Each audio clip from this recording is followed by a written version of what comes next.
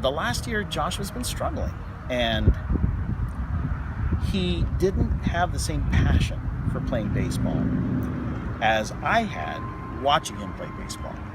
And so, it had always been the expectation that he would just go on to high school baseball.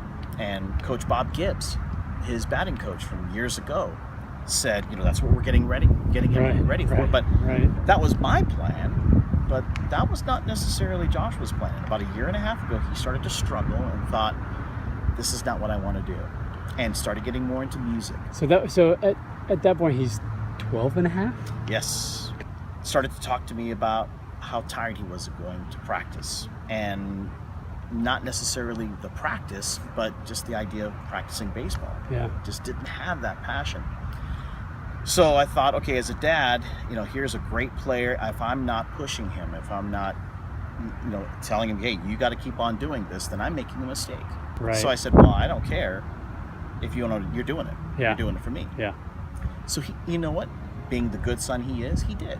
Yeah. He tried to put on a happy face for his dad, and his dad was thinking, okay, everything's going to be okay. Yeah. When really things were getting worse for him. He was beginning to resent, not me, but resent the practice, resent the sport, resent having to do something that he did not have a passion for. And so really, my son was the one who was being mature for his dad. His dad was not being the one who was mature for him. And I didn't think about it until I saw during the last couple games, and Coach, he hit it all the way to the senior field, all the way to the 350 foot. I mean, it was incredible. And then one, he came so close. It was a one bounce, hit the 380 foot.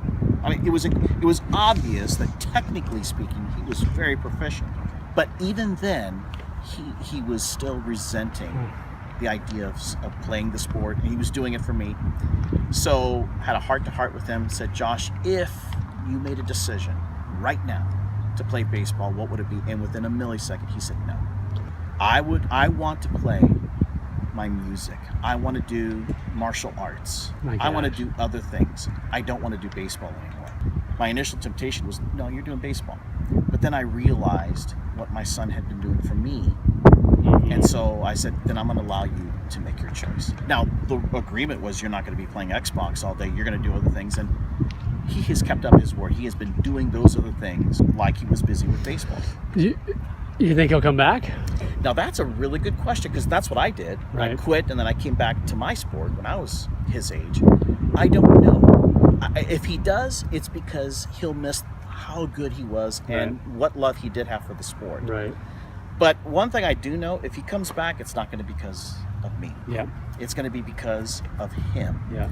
And let's say, for example, that maybe he did miss an opportunity to play high school and then possibly even college ball. It's his decision. Right. Having been separated from that decision now by a month or so, month and a half, I'm feeling more and more comfortable that I made the right decision. Some of the different coaches have spoken to me and said when they were kids, they made the same decision and it worked out for them. Right. And so they encouraged me. Some of the coaches even said, if there's anything that I can do, let me know. Yeah. So I guess the moral of the story for me is inevitably, in order to help my son in the long run, I have to allow him to mature. Yeah. And by restricting him and pulling back on decisions is not helping him mature.